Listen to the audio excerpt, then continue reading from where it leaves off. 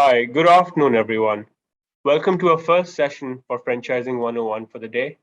Yesterday, we went deeper into the importance of selecting the right real estate, where David from Colliers came in to share his thoughts. Today, we have Thomas from Cekindo and Robert, who's the ex-GM of Bonchon Chicken, to share more about it. So Cekindo is an event partner for us as well, and we're very happy to have Thomas come in and share. A quick background about Thomas. So Thomas started Cekindo Vietnam, a market entry consulting company helping foreign companies set up their business in Vietnam at the beginning of 2019. After only 3 years, he built the company to a successful acquisition with In.Corp Group, headquartered in Singapore. In 2022, he moved to a new role as Chief Business Development Officer. His role is to define the key potential of the Vietnamese market and to ensure that Cekindo in Vietnam provides its clients with smooth and hassle-free market entry and corporate outsourcing solutions. I will now let Thomas take over from here. Over to you, Thomas. Thank you very much, Sean. Okay, nice to meet all of you who are watching, who are listening. Excited for having this F&B franchise journey together with you. With me, next to me is here Robert Beausoleil, our partner for F&B with our company. Maybe also, Robert, you can say a few words about yourself. Sure. Hi, Thomas. Thanks, Sean, for the introduction. And thank everybody who's listening for joining us this afternoon. I'm happy to be here. Okay, very good. Robert was a former GM. You can see it on a slide of multiple global brands. So we invited him to be our partner here and speak next to me. From my side, I'm going to be taking the role of speaking from the legal perspective, how to set up a company here with the franchise licenses and how to move it forward. And of course, these steps are important, but the best way is also to show it on the real cases, real studies. So eventually with Robert, we will have discussion together. We're gonna take one of companies. He was GM, which is Bonchon, Korean chicken. And so basically in our portfolio, you can see here all these brands which we helped collective together into Vietnam or other countries, so who are in similar kinds of field. So you can definitely contact us. At the end of the slides, we're gonna have our contacts. We have I believe 20 minutes. So if somebody will have questions, happy to answer. If those questions will be a little bit more longer, more in detail, we will have our emails there, and we will be definitely happy to answer you anything eventually. A little bit about Cekindo. Thomas, so you wanna break for translation? Oh yeah, actually I don't know how it works. Is it at the same time? Yes, it's simultaneous. You can continue going. Yeah, perfectly continue. Very good. So as Ishan mentioned, our company Cekindo, we are market entry or consulting firm in Vietnam. We were acquired by In.Corp Group, which is based in Singapore. So everybody who's listening in Singapore, we have our entity there. One of the reasons In.Corp decided to join Cekindo was because of our one-stop solution services. So here on this slide, you can see the full overview from the beginning of market entry, where we are doing market research, studies, legal advisory into the incorporations, so incorporation companies, providing virtual and service offices services, trademarks. Then also we are registering products. So if you are having products, let's say in F&B, our company also help you with the registration of that. We do business process outsourcing. So when the companies are alive, we are helping completely with everything: bank account opening, setting up the taxes, tax codes, helping with the setting up of accounting, payroll, HR. Many of our clients, they are using us. They are maybe, for example, in USA, Europe, or other places. They don't have much present here from the management perspective, and Cekindo is basically just the full back office partner for them. You can see also immigration services. We can support you guys with that. And supporting also, let's say, with some local partners. If you are fresh, completely new in Vietnam, and you have no contacts there, we can also help you with some business to business matching there. Robert, on the other side, franchise, very big expert, specialist. His experience is deeply in the franchise F&B business. So business advisory, sales and marketing, business consulting, business trainings, or franchise trainings. As a GM, he helped to set up, for example, Bonchon, which we will be discussing later. And it was completely from A to Z support as a GM. So, and opening multiple locations and franchise restaurants. So definitely, we're gonna speak with him later. During this journey of this presentation, we will have mainly three things from this perspective of market entry. So the first one is that you are franchise from abroad coming to Vietnam, and you have nothing, no representations or no activities in Vietnam. The other one is the setting up for indirect investment company and start this whole franchising process. And at the same time, there is a possibility to buy some local company. Mostly, this is what's happening when there are already local companies, for example, restaurants operating at least 1 year. They have their own franchise license, and so foreign franchisors or investors are interested in buying these local companies. So these three we'll be discussing together. And so on the next one, we can jump right to the if you have no activities, no representations in Vietnam. So the process is that company as being franchisor must register the franchise activities to get approval by the Ministry of Industry and Trade. There are multiple industries, so this one is the main one for you.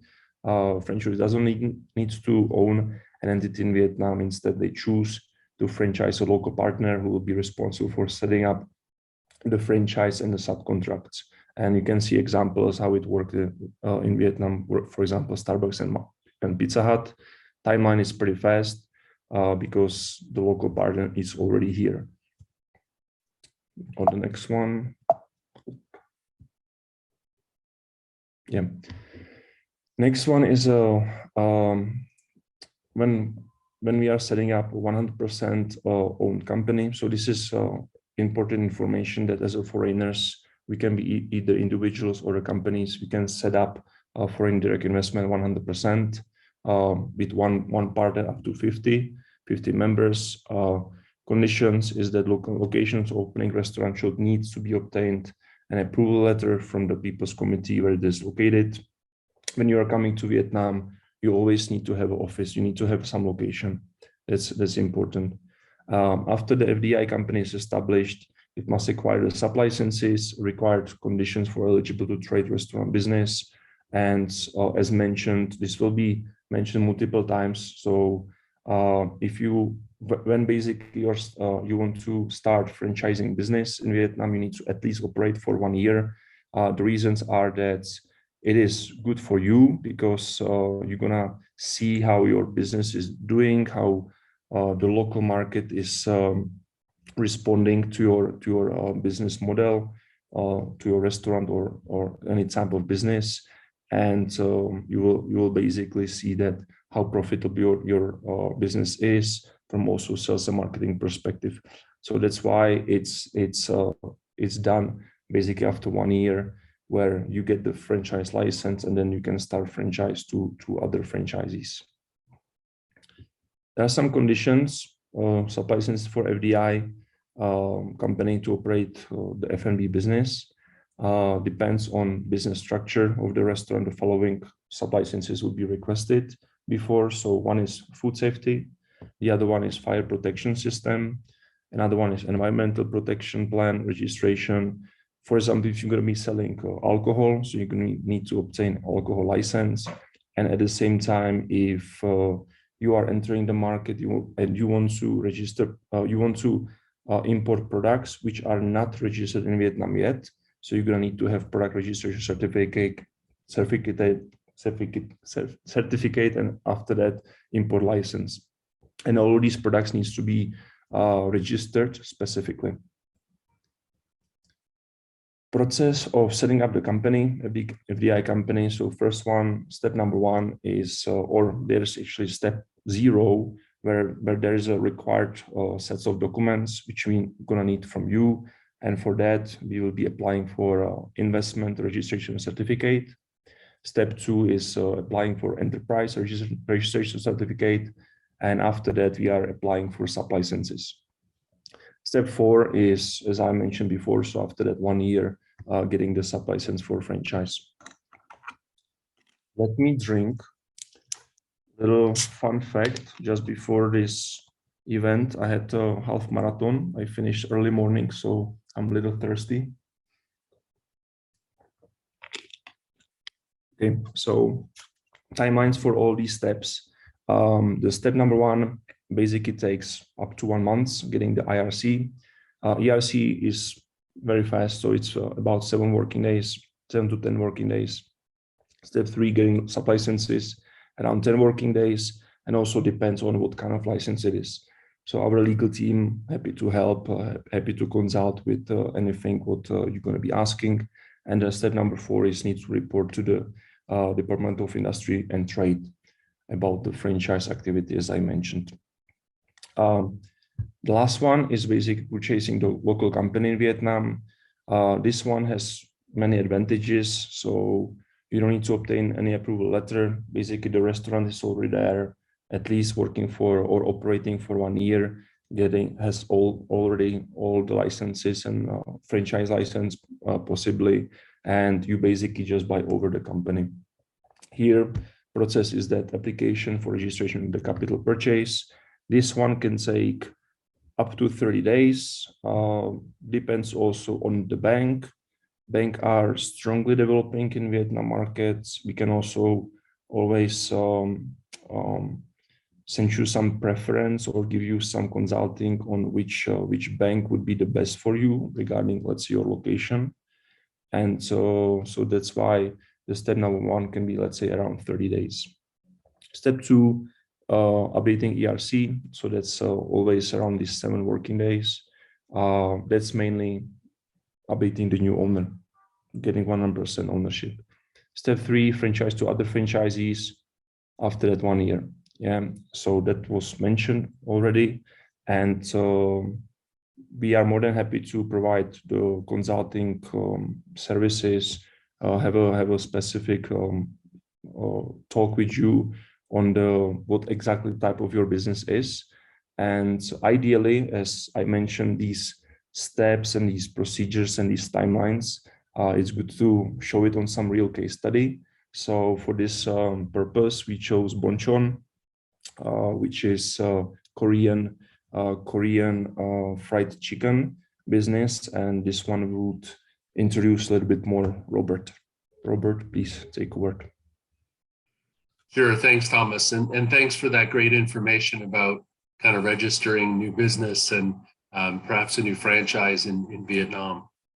So we actually did that with Bonchon. And most people here probably know or have heard of Bonchon before. It's quite popular in our region. It's a mid-sized, actually US franchise, even though it's selling Korean food. They have about 300 restaurants in 98 cities, 13 countries, but they're specifically popular here in Southeast Asia. So they've in Thailand for a long time, Philippines for a long time. They're also in Myanmar, Cambodia, Vietnam, and Singapore. So I think it's quite a familiar brand in our region. If we could go to the next. Okay. Thank you, Robert.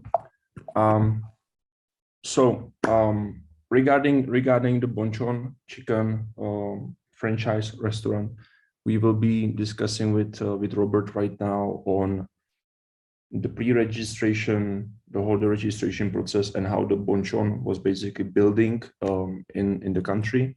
So always at the bottom, you can see how our company Cekindo can help you with the setup. So in this case, legal consultation, as mentioned, registration of the company, the products, getting all the sub-licenses, and at the same time as the company is registered, you might not know the local laws, local accounting standards. So then Cekindo is also helping to set up everything from the HR, recruitment. Yeah, we can even also help with the, let's say, finding a new general manager or country head, and set up the whole payroll, taxes, and accounting. And Robert, so how was the first start with Bonchon? How did you get to know them? What was the whole process before coming into Vietnam? Sure. So actually, the local company that was looking at the Bonchon franchises who contacted me, and I actually started for them as a consultant. You know, in this initial stage, you don't have anything signed yet. So unknowing you're actually going to proceed with the project, you don't want to hire a big team or incur a lot of costs. So this is a good time for, you know, doing some outsourcing or some consulting services. And so I came on as a consultant to really do the feasibility and the market research to determine whether the brand, you know, had a chance to be successful in Vietnam. And also to kind of determine the finances, how much was this project going to cost them, and what kind of return on investment and such things that, you know, they could expect. So once that looked okay, and as we got some more information from Bonchon, then we began to negotiate the franchise terms and conditions, and really look at the details of what they were looking for and what they expected. And this is really a big focus at the beginning. So whether you're a franchisor or franchisee, you know, you're entering into a legal contract with each other, and everything's open for negotiation. In any contract, there's always negotiation. Now, some things are not negotiable for sure, but definitely there are quite a bit that is. And it kind of follows a trend. The larger the brand, the less you can negotiate, because they've done it so many times, so many countries. They've kind of got a pretty standard legal agreement. But even if we look outside of, you know, the financial aspects, we know there's upfront fees and ongoing fees. Sometimes those can be negotiated, sometimes not. But your territory, your development schedule, how many units you have to open, how quickly, and things like the last one that I mentioned here, which is something that a lot of people don't think about, is the payments. Because especially any contract with an upfront payment usually is 7 days internationally, which is more than enough. But, you know, getting money out of Vietnam, especially the first time, can take quite some time. So it actually took us 45 days to get that initial payment out. So you want to be careful when you're, you know, signing a contract that says you have to make that initial payment in a certain period of time. As you mentioned earlier, the banks here, they actually require more documentation than the government. So it can take a little bit of time. And one of the things that we decided in this stage was to outsource some things so that we could stay focused on the more important things. So we outsourced our HR, we outsourced our marketing, and we outsourced the supply, the license for the ingredients that we had to, you know, buy specifically from Bonchon. So very similar company to Cekindo. So we used them to really, so we could stay focused on what we needed to get done. Mm-hmm. That's about it for the pre-registration. Okay, let's go to the next one.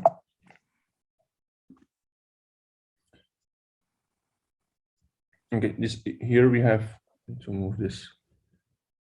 Here we have the registration process. So Robert, what was the whole process of from the basically the legal accounting perspective, this is all outsourced. So basically this whole setup, back office and everything was outsourced for you.